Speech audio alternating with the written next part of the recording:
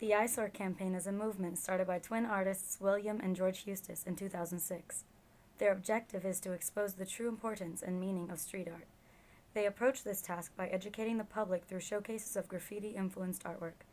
Exposure to this textual art form will lead to a deeper understanding of it, and through understanding will come the acceptance and appreciation of this modern art form. The Eyesore Campaign is an urban campaign that my brother George and I started in 2006. It was meant to promote graffiti and street art as a positive and respected legitimate art form. This campaign was started when we were in high school, and we had an experience with some authority figures, and from there we decided to change how we do graffiti, and we did the whole conversion of from concrete, like on other people's property, into canvases and galleries, and we started pushing graffiti more in a fine art manner. We took the whole idea of graffiti being an eyesore to most, to the public, and we decided to use that irony of the graffiti being an eyesore and just putting it into galleries. So the whole idea of eyesore being not an eyesore. The ultimate goal of the Eyesore Campaign is for the world in general, I guess, to understand that graffiti is, there's beauty behind what the eyesore represents. Graffiti is a beautiful textural art form. It tells messages just like any traditional style painting would.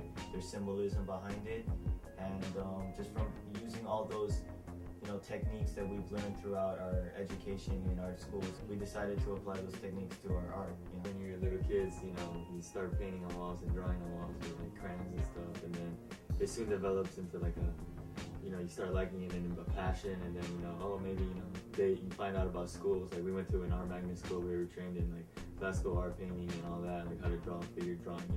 You develop your skills there, and then you develop your own actual like personal style, and that's how we got onto it.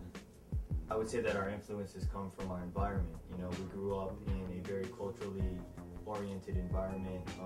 There was a lot of textual forms of expression and symbolism, and the one that we related to the most was graffiti and street art. We went to an art magnet school that was located in a very urban community in the design district, and from there we had a lot of exposure to all kinds of elements of art, street art, music, culture, and from there we took that influence and we applied it into our style of art. We promote eyesore through methods of guerrilla advertising, I guess. We use unconventional methods of propaganda and promoting, like poster campaigns.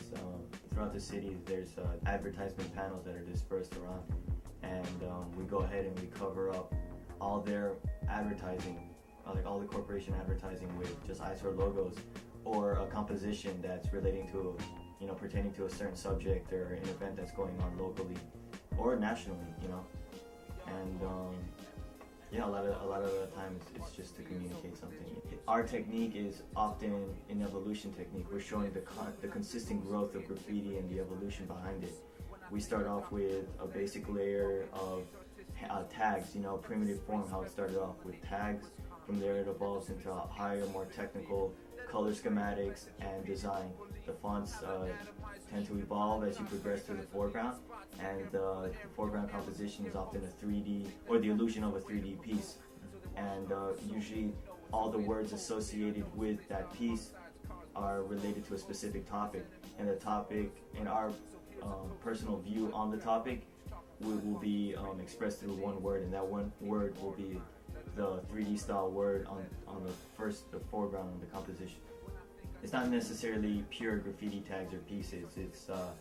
It can be different elements, or the application, the energy behind it. You can often tell, like when we're scribing into a piece, when George is writing a message, or most of the time we have a illegible text on the backgrounds of our work, but it's telling a story, and you're not supposed to be able to read the story through what the words say, but the expression behind it, and a lot of the time that's what we do, and hopefully we communicate that aggression, or that that passiveness, or whatever we're trying to communicate thoroughly.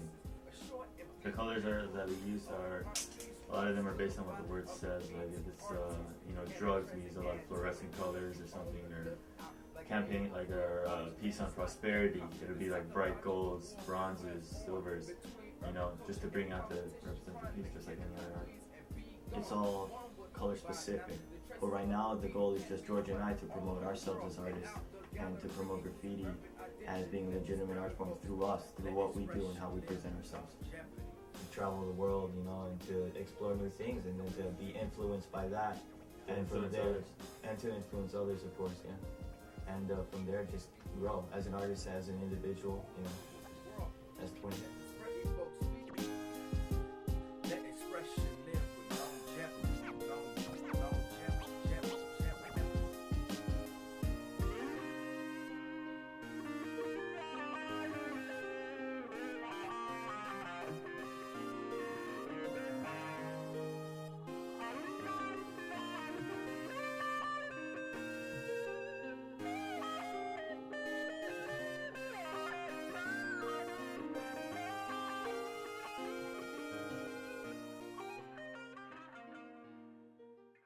We're influenced by different medias and you guys, yeah? You hear something? I don't know.